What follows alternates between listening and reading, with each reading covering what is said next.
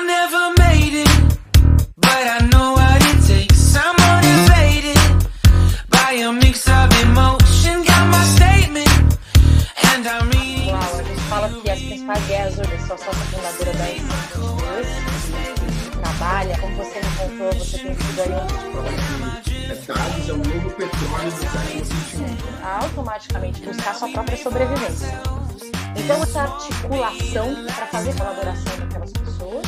Never in my life have I seen the sky. De proteção dos dados. Eu vou contextualizar para você, Juliana, para que a gente possa ajudar a nossa audiência, tanto a minha quanto a sua, acho que mais a minha, né? Que a gente vai especificar um pouquinho mais sobre a figura do DPO, ou encarregado de proteção de dados, com a questão da liderança. Então, imagina o seguinte cenário.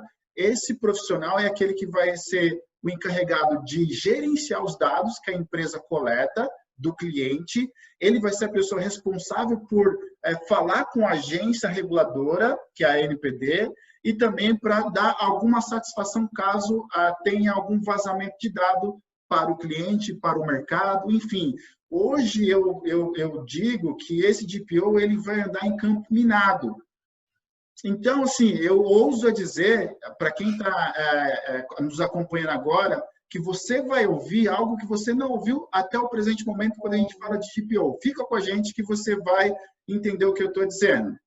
Então, Juliana, só para dar continuidade na contextualização, essa figura desse profissional ele é relativamente nova, porém com cargas grandes de pressão de lidar com diferentes cenários. Resumidamente, é uma pessoa que ele vai ter que liderar uma equipe multidisciplinar e ele vai ter que responder caso haja algum problema de vazamento de dados. Esse é o contexto desse profissional. Uau. E aí, por que eu falo para você, Juliana, que é algo que não está sendo dito? Porque eu tenho acompanhado, eu tenho lido sobre o assunto, né, que é a questão da adequação da LGPD, que vai ser vigorada agora em agosto deste ano. E eu vejo muita gente falando e se preocupando com a multa que pode acontecer de até 50 milhões, sobre software, sobre a legislação, mas eu não vejo pessoas falando sobre a figura do ser humano que está por trás desse profissional. E é dentro desse contexto que eu quero conversar contigo sobre os desafios dessa pessoa, desse ser humano, no que tange a liderar pessoas, sobre os seus medos, dentro desse cenário que eu quero falar contigo. Então, assim, quero passar a palavra para você falar um pouquinho sobre o que você faz. Eu achei, assim, o máximo, que é transformar líderes e organizações. Fala um pouquinho sobre você, fala um pouquinho sobre a empresa, enfim. Bom dia. Denner, bom dia. É também uma honra estar aqui com você, como a gente falou até antes, né, de começar a gravar. É uma delícia ouvir a tua história, ouvir o teu papel aí, porque eu estou entendendo. Você está falando de algo que é muito novo, né? Você está falando de algo que é muito atual. A gente fala que as principais guerras hoje em dia, elas podem ser biológicas e tecnológicas, né? De dados. Sim. É o principal poder de barganha que a gente tem, são os dados que a gente tem hoje nessa rede que a gente não entende, né? Então, me parece que o que você está trazendo para o mercado é algo, me parece que é essencial daqui para frente. Falando um pouco de mim, eu trabalho com desenvolvimento, eu sou sócia fundadora da R122, que trabalha desenvolvimento de pessoas, de organizações. Então, a nossa missão é transformar quem transforma. A gente trabalha voltado para a liderança mesmo. E aí a liderança, a gente considera que é desde o líder de si mesmo até o líder de pessoas e projetos, né?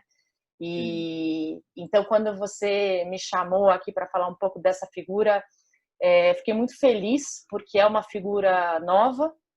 Como você me contou, você tem tido aí um papel, quase que uma missão de trazer o entendimento para o mercado dessa figura nova, que a gente que talvez não...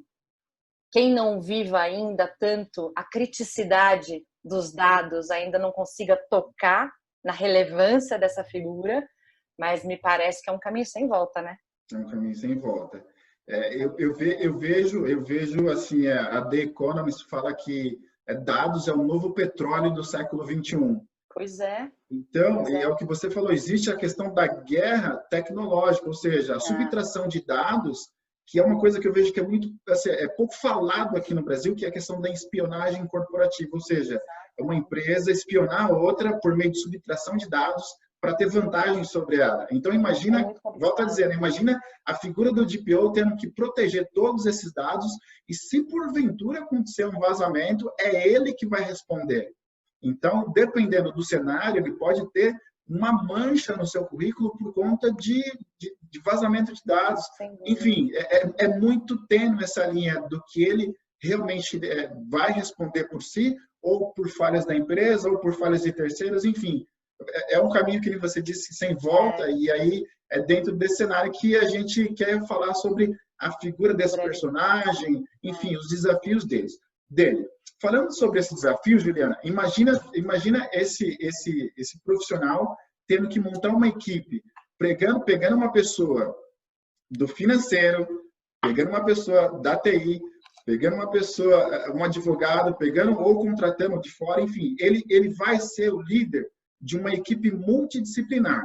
Eu vou falar da minha parte, que eu já presenciei muito, que é do departamento de marketing, vendas e logística. Existe um certo conflito histórico desses departamentos. Eu imagino que em outros departamentos haja esse conflito baseado em interesse, baseado numa série de fatores. Como que esse DPO ele pode liderar e como que ele pode lidar com essas diferenças de interesse, ou enfim, qual é o segredo para esse líder liderar uma equipe multidisciplinar? Nesse aspecto, acho que o DPO ele vai ter o mesmo conflito que gestores de projetos multidisciplinares já têm, né? Sem dúvida. E até mesmo quando você tem os conflitos entre as áreas, né? Porque a grande verdade é o que você falou. O ser humano, ele tende, aí a gente vai falar até de uma questão neurológica, o ser humano tende a automaticamente buscar sua própria sobrevivência. Então é natural que as pessoas olhem mais para o seu próprio cantinho e achem que o seu próprio cantinho é mais importante que a das outras. E que defendam o seu próprio cantinho. E aí, quando você tem uma pessoa que precisa conduzir essas diversas áreas com interesses diferentes, essa pessoa precisa ter condições, primeiro, de muita articulação para fazer com que essas outras áreas desenvolvam o que a gente chama de visão sistêmica e empatia. Ou seja, essas outras áreas vão precisar olhar para as dores reais, vão precisar entender como que esse sistema está funcionando, e aí sistema não estou falando de tecnologia, né? Estou falando de sistema como um todo, o sistema das áreas, da entrega e etc. Como que esse sistema funciona melhor ou pior com a colaboração daquelas pessoas. E aí a gente, inclusive, precisa usar algo do egoísmo humano a favor desse processo, que é dizer como que elas poderão ser beneficiadas a partir dessa integração, a partir desse novo normal, dessa nova realidade. Essa é uma coisa. A outra coisa que eu acho que um DPO, um gestor de projetos, de uma forma geral, tem que ter, é também conseguir ser empático com o outro. Então, não é só trazer o outro para o seu lado, é também ajudar o outro a sanar a sua própria vida. Né? Então, acho que é essa coisa da aliança, da empatia, da visão sistêmica, que são competências essenciais da negociação, que são competências essenciais para qualquer líder de projeto, e o DPO me parece que é um super líder de projeto. Né?